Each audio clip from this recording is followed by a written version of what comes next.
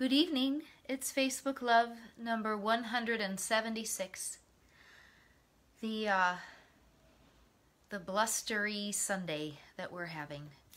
We went for a walk in the woods today while it was raining and blustery, and it was kind of refreshing and fun.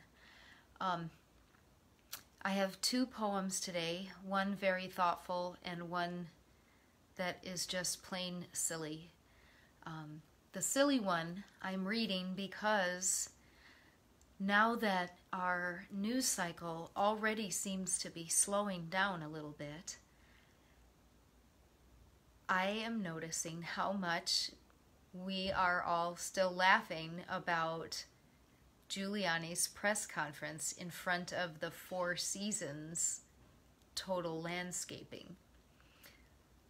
A snafu that has become absolutely hysterical and is still funny over a week later because things are less stressful. So I'm going to read a funny poem about Four Seasons Total Landscaping, and then I will give you a beautiful and pensive, nutritious Robert Frost, who I usually don't share much. So this first one is called Total Landscaping, a Masque by James Parker. America is loose as a goose. It avoided becoming Belarus, but that sulking Caesar, POTUS, where's he gone? Is he watching Fox News with a big frown on? We'll seize the cycle. We'll make allegations, reverse these numerical humiliations. A major press conference, that's the thing, at the Four Seasons. Total landscaping. So the gods of Bathos displayed us all on pickled asphalt by a lumpy green wall. The morning light so skeptically slanted, the scene so tawdry and disenchanted. Oh, flunkies, we're at Oblivion's door. It's right next to Fantasy Island Adult Bookstore. By the twang of the dildo, by the undertaker's shoes, some shall win and some shall lose. The dark portal reached, bow down and enter. Across from the Delaware Valley Cremation Center. Because it's been a long time since anything silly or strange has happened, and we're still laughing more than a day later. I just love that. All right. I also had a few pensive moments today and thought about this Robert Frost poem. It's rather long, but I think you will love it. And I believe it's from about 1915. So a little over 100 years old. Tells you something about the human condition. A Servant to Servants by Robert Frost. I didn't make you know how glad I was to have you come and camp here on our land. I promised myself to get down someday and see the way you lived, but I don't know. With a house full of hungry men to feed, I guess you'd find. It seems to me I can't express my feelings anymore. Then I can raise my voice, or want to lift my hand. Oh, I can lift it when I have to.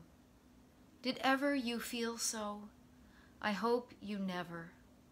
It's got so I don't even know for sure whether I am glad, sorry, or anything.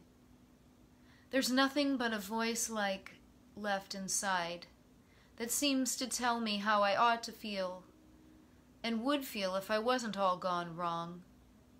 You take the lake. I look and look at it. I see it's a fair, pretty sheet of water. I stand and make myself repeat out loud the advantages it has, so long and narrow, like a deep piece of some old running river cut short off at both ends. It lies 5 miles straight away through the mountain notch, from the sink window where I wash the plates, and all our storms come up toward the house, drawing the slow waves whiter and whiter and whiter. It took my mind off donuts and soda biscuit to step outdoors and take the water dazzle, a sunny morning, or take the rising wind about my face and body and through my wrapper. When a storm threatened from the dragon's den and a cold chill shivered across the lake, I see it's a fair, pretty sheet of water. Our Willoughby, how did you hear of it? I expect, though, everyone's heard of it. In a book about ferns? Listen to that. You let things more like feathers regulate your coming and going. And you like it here? I can see how you might, but I don't know. It would be different if more people came, for then there would be business.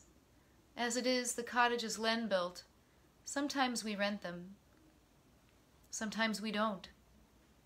We've a good piece of shore. That ought to be worth something and may yet. But I don't count on it, not as much as Len. He looks on the bright side of everything, including me. He thinks I'll be all right with doctoring, but it's not medicine. Lowe is the only doctor's dared to say so. It's rest I want, there. I have set it out, from cooking meals for hungry hired men and washing dishes after them, from doing things over and over that just won't stay done.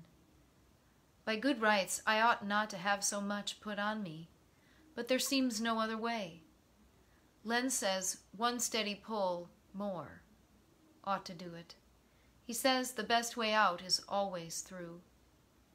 And I agree to that, or in so far as that I can see no way out but through. Leastways for me. And then they'll be convinced it's not that Len don't want the best for me. It was his plan, our moving over, in beside the lake from where that day I showed you we used to live, 10 miles from anywhere. We didn't change without some sacrifice, but Len went at it to make up the loss. His work's a man's, of course, from sun to sun, but he works when he works as hard as I do, though there's small profit in comparisons. Women and men will make them all the same, but work ain't all. Len undertakes too much. He's into everything in town. This year it's highways, and he's got too many men around him to look after that make waste. They take advantage of him shamefully, and proud, too, of themselves for doing so. We have 4 here to board, great good-for-nothings, sprawling about the kitchen with their talk while I fry their bacon. Much they care. No more put out in what they do or say than if I wasn't in the room at all. Coming and going all the time, they are. I don't learn what their names are, let alone their characters, or whether they are safe to have inside the house with doors unlocked. I'm not afraid of them, though, if they're not afraid of me. There's 2 can play at that. I have my fancies. It runs in the family. My father's brother wasn't right. They kept him locked up for years back there at the old farm. I've been away once. Yes, I've been away. The state asylum. I was prejudiced. I wouldn't have sent anyone of mine there. You know the old idea. The only asylum was the poorhouse and those who could afford.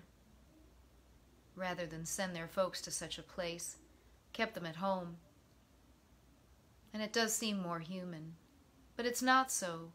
The place is the asylum. There they have every means proper to do with, and you aren't darkening other people's lives, worse than no good to them, and they no good to you in your condition.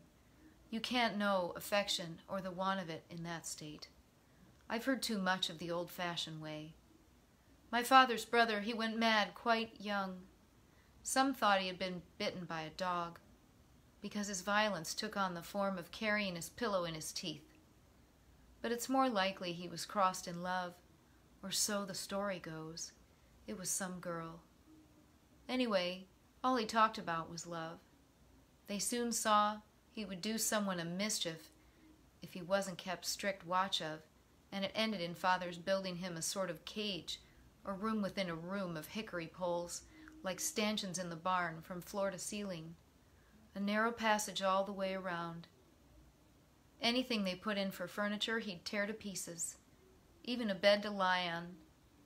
So they made the place comfortable with straw, like a beast's stall, to ease their consciences. Of course they had to feed him without dishes. They tried to keep him clothed, but he paraded with his clothes on his arm. All of his clothes. Cruel it sounds. I suppose they did the best they knew. And just when he was at the height, father and mother... Sorry, I lost my spot.